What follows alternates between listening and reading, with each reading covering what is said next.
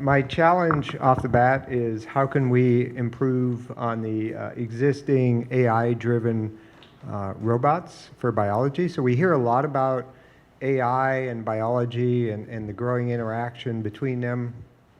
Most of that, however, is with data analysis. So the AI is performing analytical functions that can greatly improve upon what we can do in terms of detection. But there's another area where I think there could be a tremendous amount of utility to the biotech industry, and that's with the robots. So AI that actually has the capacity to execute physical tasks that otherwise are very tedious to humans or require extensive training or time and effort and cost. So, okay, so to put this in the context of an example of how AI and biotech can be very useful, I'm going to focus on something that's a little closer to what we do. So we know that young bodies have the potential to live many decades, whereas old bodies have a very short life expectancy. So if we can replace all the tissues of an old body with young tissue, then we would have the potential to, again, live many decades. Right? And this may be possible, this tissue replacement, with advances in the manipulation of cells, tissues, and replacement surgeries. And all those steps could benefit greatly from improvements in AI being able to help with this. So this is sort of what a day in a life of somebody in my lab might look like. A day in a life, a week and a month. They'll spend hours and hours in the tissue culture room looking at cells. These happen to be iPS cells.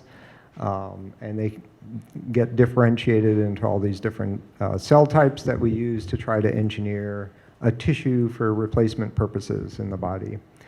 But this looks simple on this slide, but the process of maintaining cells in an undifferentiated state, the process of differentiating them upon different lineages is not something that is easy to acquire easy for someone to acquire and then perform without a fair amount of training by somebody who's already done it. Because you have to look at the cells and learn for each step. So, they don't directly go to each of these cell types. Maybe that's a neuron, that's an astrocyte, that's an oligodendrocyte. There's multiple steps, at which point you have to adjust the factors in the media to get them to differentiate to those correct cell types. So these processes for human cells typically take on the order of a month, sometimes much longer, and so it's very labor intensive. But potentially, if you had smart microscopy and robots that could, manage these cells, that would be a tremendous,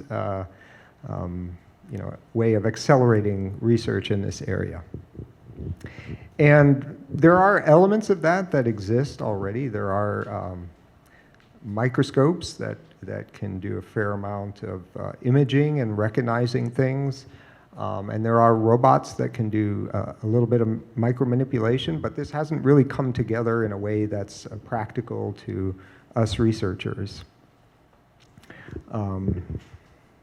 Another area where we do see a little bit of interaction is with AI-driven robotic surgery, but as far as I know, in all the cases so far, this is just to assist a surgeon who's in the next room to actually perform the surgery through these AI-aided robots, but they're not quite independent yet.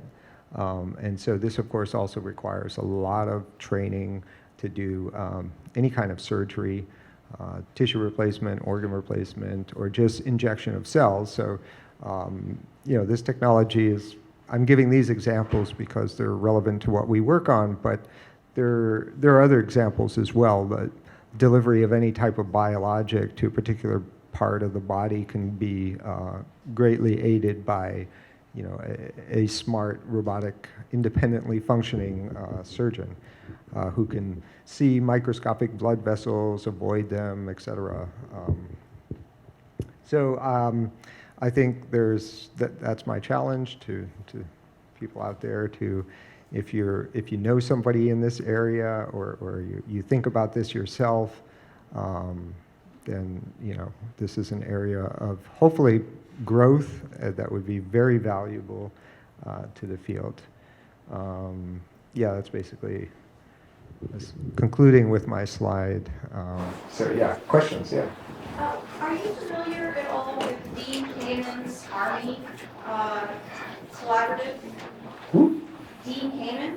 No. So Dean Kamen was the inventor of the Segway, Okay. but he also, so he invented some other stuff too. He's invented some types of dialysis machines, and I went and I visited his facility, and you know he's got these amazing, you know, CNC machines and just everything is like all robotic, but he started working on basically printing tissues.